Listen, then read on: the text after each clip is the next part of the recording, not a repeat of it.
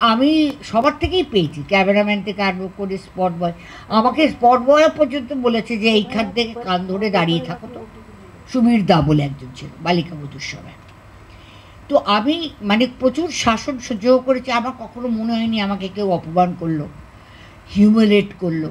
যেকোনো মহিলা, যেকোনো পুরুষ হিউমিলিয়েট তোমাকে কেউ করতে পারে না। যদি আমার প্রতি একটু রেসপেক্ট থাকে এই কথাটা মেনো। যদি কেউ চেষ্টা করছে বুঝছো তোমাকে অপমান করার চেষ্টা করছে বা হিউমিলিয়েট, তুমি ওটা নেবেই না। ওটা তো তাহলে তার কাছেই ফেরত যাবে না। এটা আমি আমার বাচ্চাদের শেখাতাম যে ওর কার সাহসে তোমাকে হিউমিলেট করবে, তুমি নেবেই না। না নিলে তো কে হিউমিলেট করবে তোমায়? না আমি এরম বলেছে, আমার অপমান হচ্ছে, যাও ওকে বলো আমাকে পা ধরে ক্ষমা চাইতে। এইসব কি? এগুলো নয় ছেলে মানুষই, আর নয় ইনসিকিউরিটি।